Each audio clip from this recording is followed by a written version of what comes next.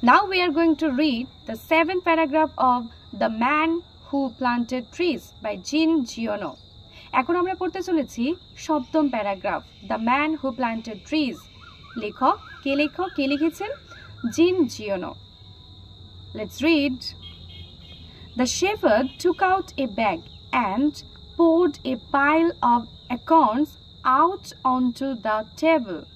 The shepherd, ওই মেষপালক, took out, বের করেছিলেন, a bag, একটি bag, and poured a pile, এবং ঢেলেছিলেন, poured মানে ঢেলেছিলেন, a pile of acorns, প্রচুর পরিমাণে, অনেক, pile of, এক গাদা যেটাকে বলি, acorns, acorn মানে হচ্ছে কি না, ওক গাছের ফল, out, বের করেছিলেন, acorns out, onto the table, কোথায় না, টেবিলের ওপরে.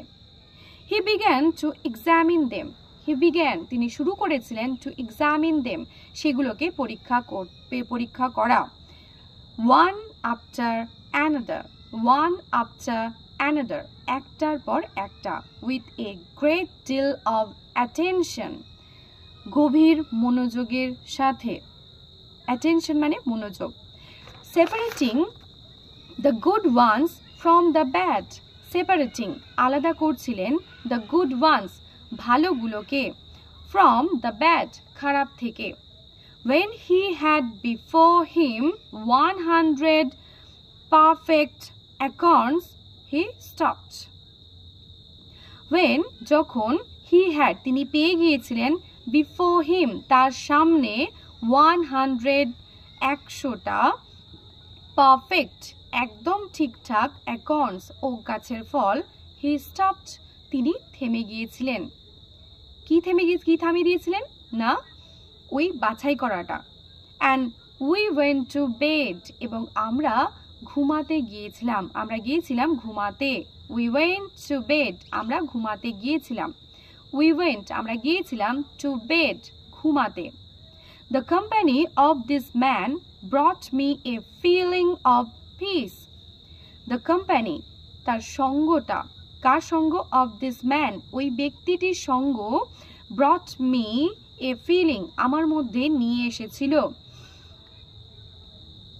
a feeling of peace, একটা শান্তির অনুভূতি আমার মধ্যে নিয়ে এসেছিল. He gave me the impression that nothing could disturb him. He gave me, তিনি আমাকে দিয়েছিলেন, the impression, এই impression মানে হচ্ছে ছাপ, তার মানে এই অনুভূতিটা আমার মধ্যে দিয়েছিলেন কি, that nothing could disturb him, তাকে কোনো কিছুই বিরক্ত করতে পারে না. I was intrigued and I wanted to find out more about this man. I was intrigued. Intrigued মানে কি আছে? Puzzled and curious. আমি অবাক হয়েছিলাম এবং জানতে চেয়েছিলাম. আমি খুবই অবাক হয়েছিলাম. Intrigued মানে উৎসুক হওয়া. অবাক হওয়া এবং উৎসুক হওয়া দুটো একসাথে বলা হয় intrigued. And I wanted to find out more. আমি চেয়েছিলাম খুঁজতে আরো বেশি কিছু about this man, এই ব্যক্তিটি সম্পর্কে, অর্থাৎ আমি এই ব্যক্তিটি সম্পর্কে আরো বেশি কিছু জানতে চেয়েছিলাম. এবার আমরা আন্ডারলাইন করব মেন ওয়ার্ডগুলোকে. shepherd, shepherd মানে কি না, মেষপালক. poured, pour মানে হচ্ছে ঢালা, poured মানে ঢেলেছিল. pile of, a pile of মানে হচ্ছে একসাথে অনেকগুলোকে একসাথে কি বলা হয়, a pile of. acorns, acorns মানে হচ্ছে ওক গাছের ফল. examine, examine মানে হচ্ছে পরীক্ষা করা. examine মানে কি, পরীক্ষা করা. began, began মানে শুরু করেছিল. begin, began, began. another, one after another, একটার পর আরো একটা. great deal of attention, attention মানে হচ্ছে মনোযোগ. a great deal of attention মানে হচ্ছে গভীর মনোযোগ. separating, separate করা মানে আলাদা করা. separating, আলাদা করছিল.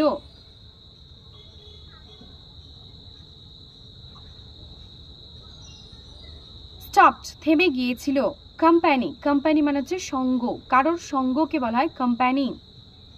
brought, ব্রিং মানে হচ্ছে আনা, ব্রিং ব্রট ব্রট, ব্রট মানে হচ্ছে এনেছিল, এনেছিল। ফিলিং মানে অনুভূতি বা অনুভব। পিস, পিস মানে হচ্ছে শান্তি। ইমপ্রেশন, ইমপ্রেশন মানে হচ্ছে ছাপ ফেলা, ইমপ্রেশন মানে হচ্ছে ছাপ ফেলা, ইমপ্রেশন। নাথিং কোনো কিছুই, নাথিং কোনো কিছুই।